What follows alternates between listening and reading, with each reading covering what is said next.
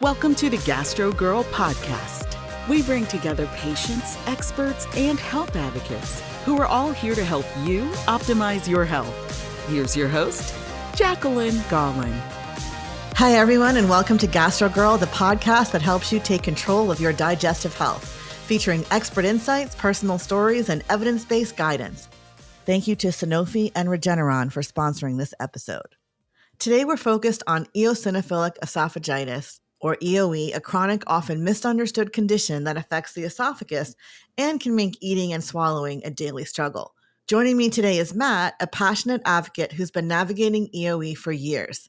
If you're looking for a deeper dive into what EoE is, be sure to check out our earlier episode, EoE 101, featuring Dr. Millie Gupta.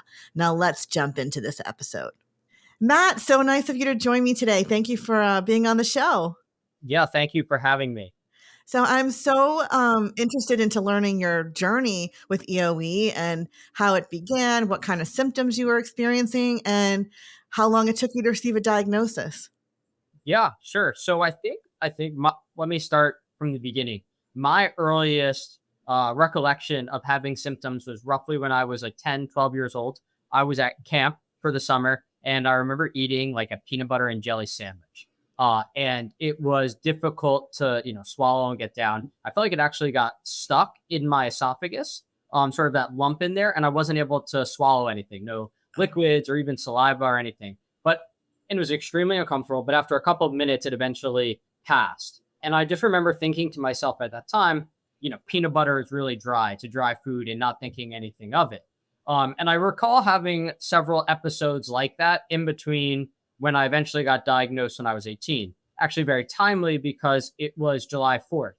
And I was at a family barbecue, and I believe my parents were making steak. So I remember eating a filet mignon steak, and same thing happened. I was eating a piece of steak, and it felt like it got stuck in my esophagus. I was able to breathe. It wasn't like I was choking or anything, but I wasn't able to pass any sort of liquids or even saliva. I practiced my sort of normal techniques for when that occurred, which is sort of like a regurgitation or trying to belch or burp. But again, no luck. And then after several hours, we decided to go to the emergency room. And so in the emergency room, they eventually decided to do an endoscopy to remove that food impaction from the steak. So I actually received a diagnosis rather quickly, but I was 18. It was on July 4th weekend, and they diagnosed me with EoE at that time when they were able to remove the piece of steak from my esophagus. Oh, that's super scary as a kid. You're, when going back to camp at being 10 years old and feeling that in your throat. And so many people have that same experience and the intermittent symptoms. Yeah, definitely. And I remember just thinking like, this is unique to everyone. Like chicken can be dry, or there's a lot of dry foods, or, trying to cut my food up into tiny pieces as like a coping mechanism throughout my sort of young adult life. Also eating mushier foods or softer foods or drinking lots of liquids with meals. But, it's always in the back of your head. It's definitely something to consider. Yeah, and I'm glad you mentioned the coping mechanisms, because a lot of times patients may think that that's just normal. You just have to do these extra things to get by. And those are actually serious signs and indications that potentially mean that a person could have EoE, which is eosinophilic esophagitis, correct? Yes. And definitely, I think a lot of these symptoms are sort of vague and generic. And especially as a young adult, especially for myself, it's difficult to describe these things, especially to a practitioner. And it's not necessarily like the easiest journey to get diagnosed. Yeah. What were some of the challenges like in when you were so young, describing what you were experiencing to your family?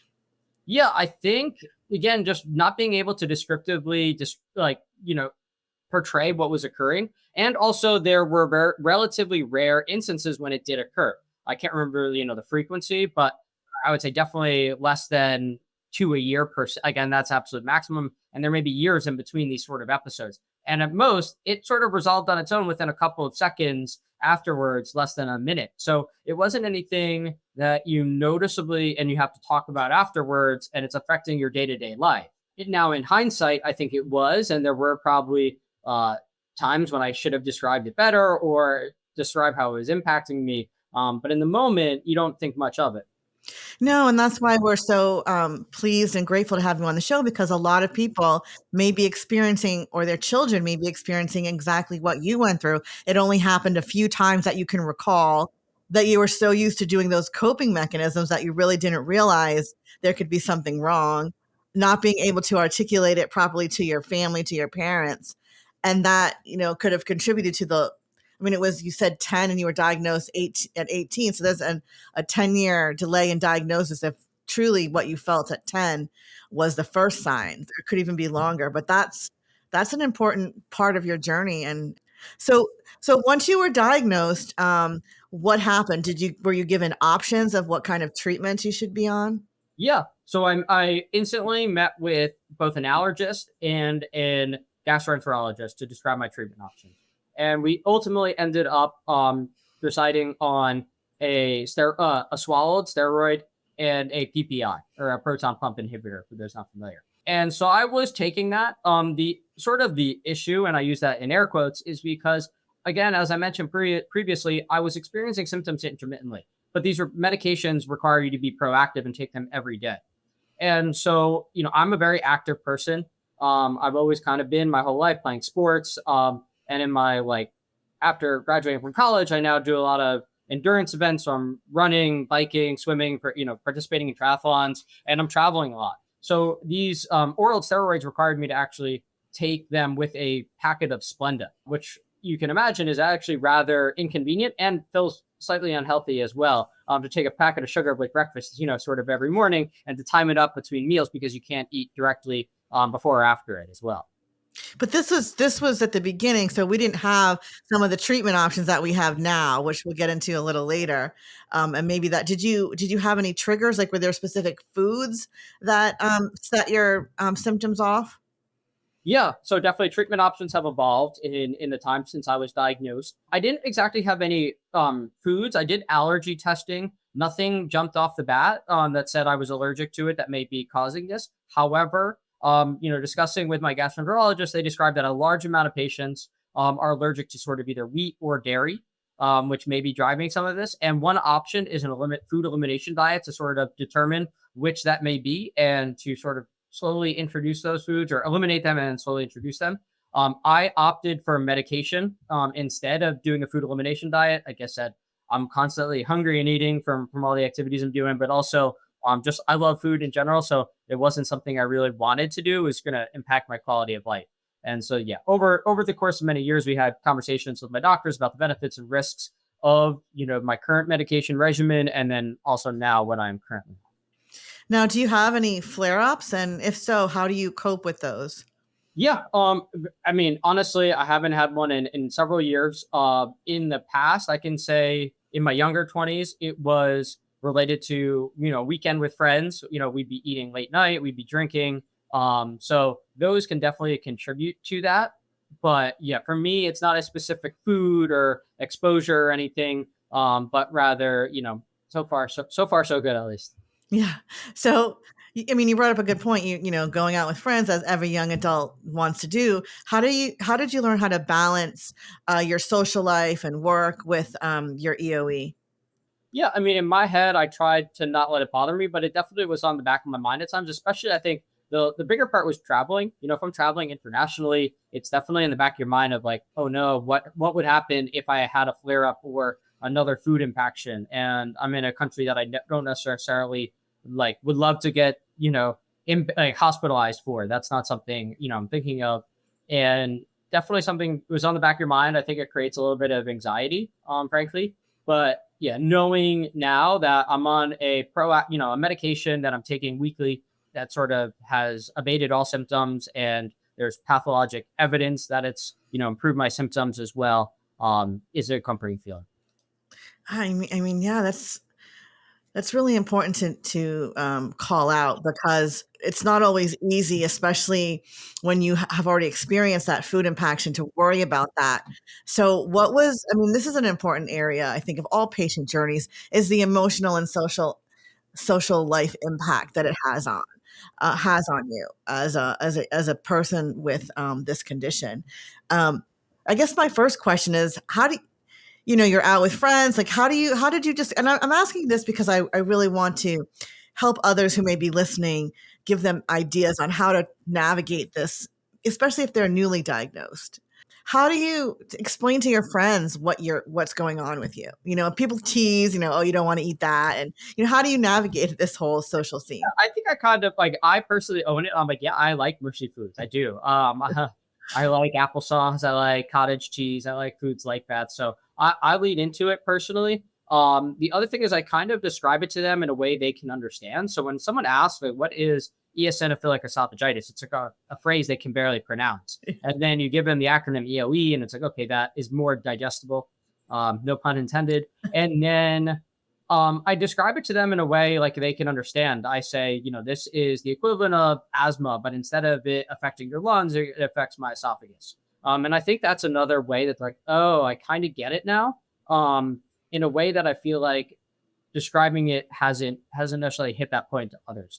So I think when you put it in a way that they can understand, that's helpful. And then just kind of, leaning into it and just saying like, this is what makes me comfortable. And, I think especially now, whenever you go out to dinner, the first question a waiter or waitress asks is, does anyone have any dietary restrictions? So it's not this taboo subject anymore that it maybe necessarily once was.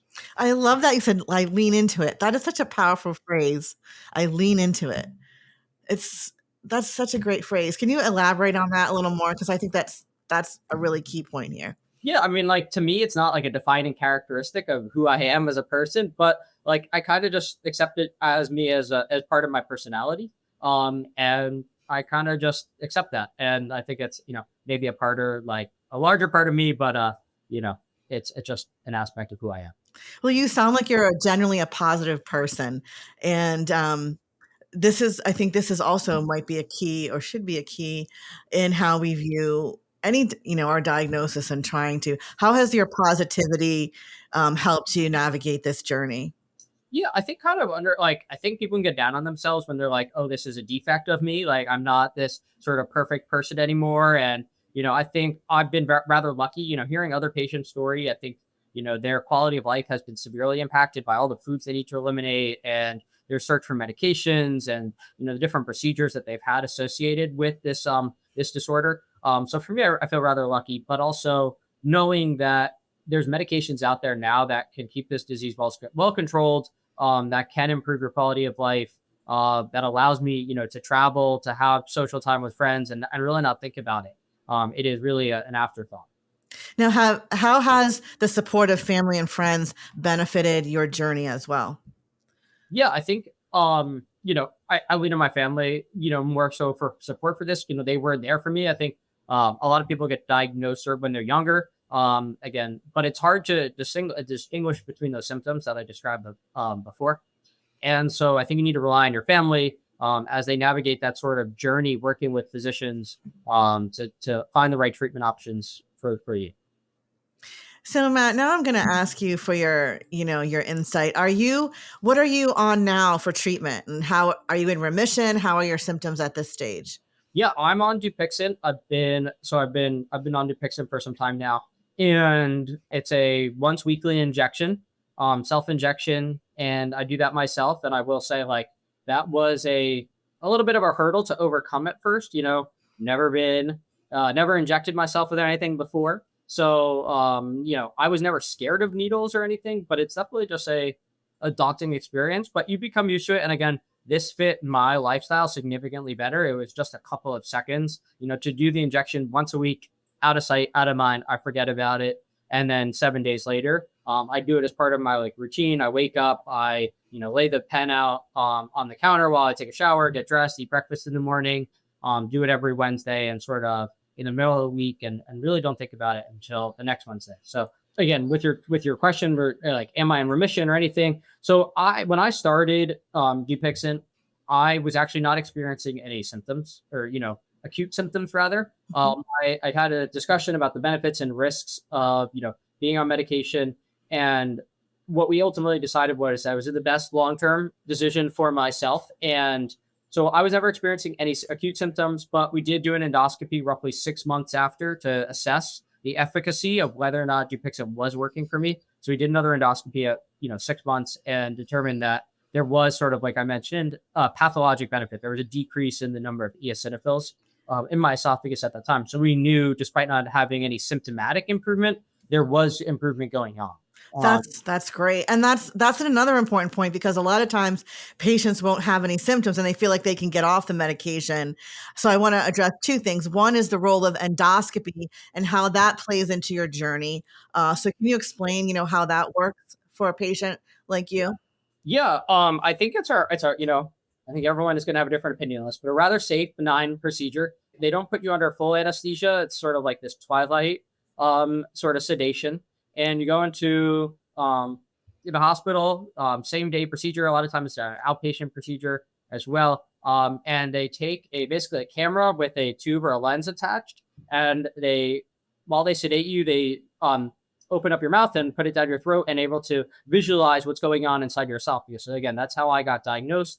They're able to take biopsies of your esophagus and the lining of your esophagus during that time. So it takes about 15 minutes, 30 minutes max, and then you're out same day. I think they recommend you don't operate a machine or do any serious work that day, but take it off as a day and sort of take it as part of the process. And what is your surveillance? Is it every year you do that? Every 2 years? Is there like a rhythm to it?